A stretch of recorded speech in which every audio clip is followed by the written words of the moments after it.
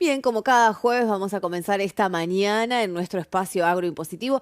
Hoy nos acompaña Alejandro Larrude. Ale, buenos días, ¿cómo estás? Buen día, muy bien, gracias. ¿Bien? Bien. Bien, mejor así. Mm. Nuevo impuesto, ¿de qué se trata? ¿De qué vamos a hablar hoy? Y hoy vamos a hablar un poquito de un impuesto provincial, que es el impuesto de sellos, en los Ujú. contratos. ¿De qué se trata un poco esto? Porque cada vez que decimos la palabra impuesto es como que uy, nos agarra como hasta dolor de estómago. Y sí, la verdad que sí, a nadie, A nadie le gusta. tributar, ¿no es cierto? Sí. Pero bueno, ¿de qué se trata un poco esto? ¿Qué es Bueno, lo que vamos debemos a hablar un hacer? poquito de ese tema entonces. El impuesto de sellos en los contratos. El sector agropecuario convive con contratos de arrendamientos, contratos de fazón, de pastoreo, pastajes, un montón de contratos que eso tiene que tributar un impuesto. Cada vez que se redacta un contrato y se firma entre las partes, hay un impuesto que es un impuesto provincial, que es el impuesto de sellos. Entonces ese impuesto habría que tributarlo y tener en cuenta cómo se tributa ese impuesto. Bien, pagarlo hay que pagarlo sí o sí de alguna manera. Me suena también a estos contratos que hacemos cuando hablamos también del inmobiliario rural.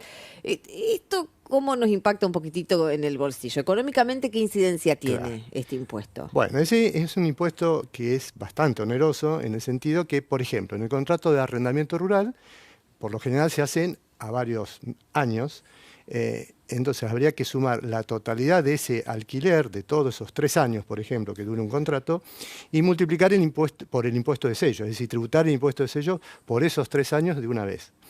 Ese impuesto está entre el 12 por mil y el 15 por mil. Quiere decir que la cuestión es bastante importante económicamente. Estamos hablando de un numerito bastante alto, me parece, Bastante alto, sí, ¿no? exactamente. Bueno, también cuando hablamos de estos temas, todos los numeritos son bastante altos en el agro. Pero, ¿y esto queda a cargo de quién, Ale? ¿Lo tengo que pagar yo, que soy el dueño del campo? ¿Lo tenés que pagar vos, que por ahí me lo venís a alquilar? ¿Lo tiene que pagar la empresa que decide arrendar este Bien, sí, eso es inmobiliario? muy importante porque fíjate que hoy tanto AFIP como ARBA, que es el organismo nacional y el organismo provincial, están conectados permanentemente entre ellos. Hay información cruzada. Ya ARBA se entera por medio de AFIP, de acuerdo a los regímenes que existen de información, que hay un locador, un locatario, donde hay cierta cantidad de hectáreas, el precio que se paga por ese alquiler, está todo determinado, con lo cual es muy fácil para la entidad provincial determinar si hubo o no pago de impuestos de sellos.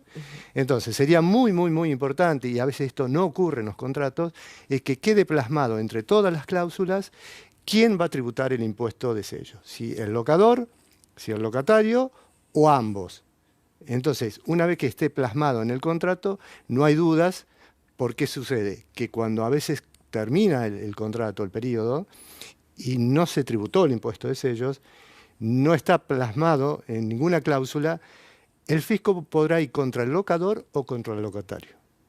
O ambos. O ambos. O ambos. Pero en definitiva, sería ideal que esté plasmado en el contrato quién se va a hacer cargo.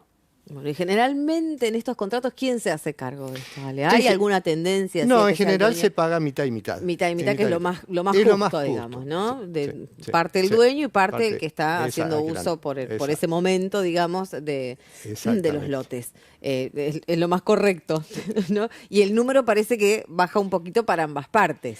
Sí, baja un poquito, Ya no es tan pero alto. claro, que en caso esto de que no esté plasmado, que no esté en las partes de acuerdo, cuando el fisco reclame a una de las partes, el monto es importantísimo.